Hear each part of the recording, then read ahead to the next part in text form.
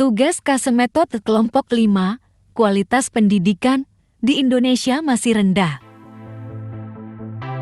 Apalah artinya bonus demografi jika tidak berkualitas? Hasil sensus penduduk pada 2020 menunjukkan lebih dari 70% penduduk Indonesia berusia produktif. Namun data Badan Pusat Statistik pada November 2021 mencatat tingkat pendidikan di Indonesia masih didominasi penduduk berpendidikan rendah.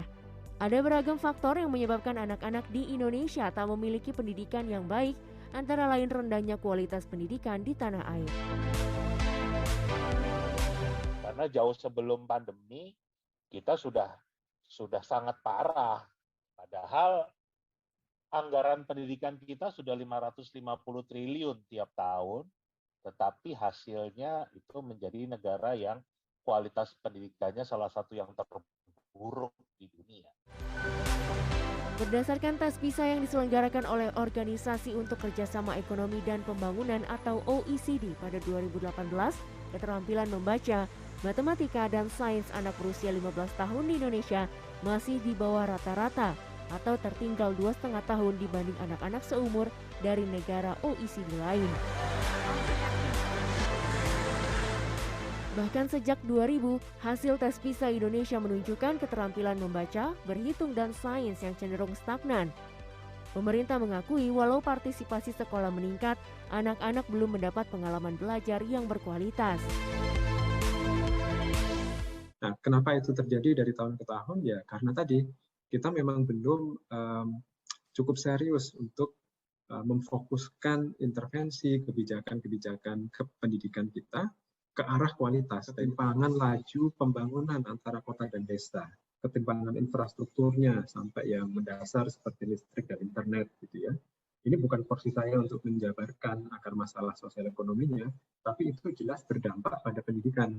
Dari sisi demand pendidikan, dari sisi orang tua dan murid, kalau tidak ada pekerjaan yang membutuhkan skill yang tinggi, tentu kurang ada insentif untuk melanjutkan sekolah dan kuliah. Lebih baik langsung kerja, dapat uang gitu ya. Nah, itu. Sejumlah pakar pendidikan khawatir akan terjadinya bencana demografi jika kualitas pendidikan di Indonesia tidak diperbaiki. Data Bank Dunia pada 2020 menyebut indeks pembangunan manusia Indonesia merosot ke peringkat ke-96 dari peringkat ke-87 pada 2018. Bahkan berdasarkan data UNDP pada 2020, indeks pembangunan manusia Indonesia berada di peringkat ke-107. Undang-undang Cipta Kerja ini di satu sisi, dari sisi investasi, oke, baguslah. Logikanya akan banyak perusahaan asing berinvestasi ke Indonesia, dan karena mereka investasi di Indonesia, mereka akan butuh pegawai, kan begitu. Tapi sekarang, kalau ternyata SDM Indonesia baca saja nggak bisa, apakah perusahaan asing itu akan merekrut SDM kita? Untuk memperbaiki kualitas pendidikan, pemerintah menyatakan akan mengubah pola penilaian di tingkat daerah dan mengubah kurikulum menjadi kurikulum merdeka. Itu kita perlu memperhatikan dari berbagai aspek, dari sisi infrastruktur, dari sisi dukungan kepada guru dan orang tua, dari sisi pembiayaan bidang pendidikan, investasi yang kita alokasikan ke mendukung dari sisi kurikulum, misalnya kalau tadi kita bicara bagaimana kita bisa memberikan pendidikan sesuai dengan kebutuhan belajar anak, maka kurikulum yang memerdekakan gitu ya, yang bisa memungkinkan guru untuk memberikan pendidikan sesuai dengan kebutuhan belajar siswa, itu juga penting. Undang-Undang Pendidikan Nomor 20 Tahun 2003 menyatakan pemerintah dan pemerintah daerah wajib memberikan layanan dan kemudahan serta menjamin terselenggaranya pendidikan bermutu bagi setiap warga negara tanpa diskriminasi. Pendidikan berkualitas juga menjadi salah satu faktor penting dalam upaya mengakhiri kesenjangan dan kemiskinan pada 2030.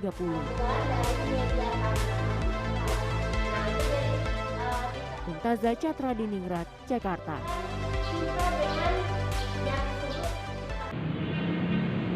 Selamat siang dan salam sejahtera bagi kita semua. Perkenalkan, kami dari kelompok 5. Di sini kami akan membahas tentang masalah pendidikan di Indonesia. Perkenalkan, nama saya Agnes Mutiara Bagus. Perkenalkan, nama saya Dinda Stari